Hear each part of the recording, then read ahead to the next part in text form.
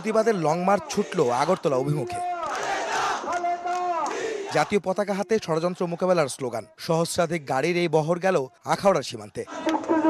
ত্রিপুরার আগরতলায় বাংলাদেশের সহকারী হাইকমিশনে হামলা, জাতীয় পতাকা অবমাননা এবং ভারতীয় কিছু গণমাধ্যমে অপপ্রচারের বিরুদ্ধে বিএনপির ৩ অঙ্গ সহযোগী সংগঠন যুবদল, স্বেচ্ছাসেবক দল ও ছাত্রদল সীমান্ত অভিমুখে বুধবার সকালে লং মার্চ শুরু করে।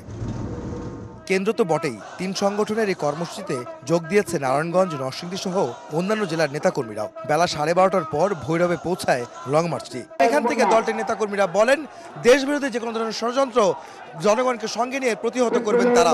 এর আগে নয়াপল্টনে দলের কেন্দ্রীয় কার্যালয়ের সামনে লং মার্চ শুরুর আগে সংক্ষিপ্ত সমাবেশে বক্তব্য রাখেন সংগঠনগুলোর নেতারা।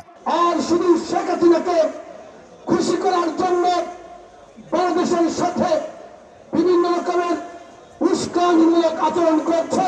আগামীতেও এই ফ্যাসিস্টদের বিরুদ্ধে, ভারতীয় আগ্রাসনের বিরুদ্ধে এভাবে আমরা লড়াই করবো, সংগ্রাম করবো।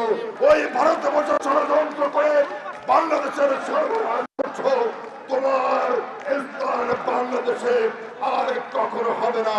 লং মার্চ উদ্বোধন করে বিএনপির সিনিয়র যুগ্ম মহাসচিব রুহুল কবির রিজভী আহমেদ বলেন, স্বাধীনতার সার্বভৌমত্বের প্রশ্নে কোনো আপোষ নেই। আমরা রক্ত দিয়ে যে স্বাধীনতা কিনেছি, ওই স্বাধীনতা আবার বিক্রি করে দেব।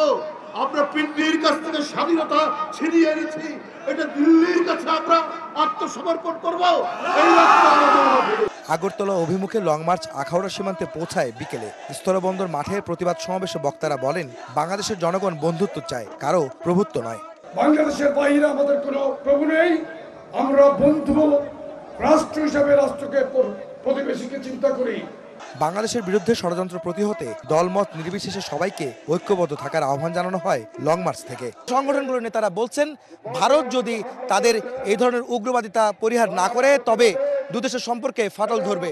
এমনকি পরবর্তীতে তারা আরও কঠোর কর্মসূচি দেবে বিএনপি এবং তাদের অঙ্গ সহযোগের সংগঠনগুলো। আহমেদ সালেহীন, সময় সংবাদ, আখাউড়া, ব্রাহ্মণবাড়িয়া।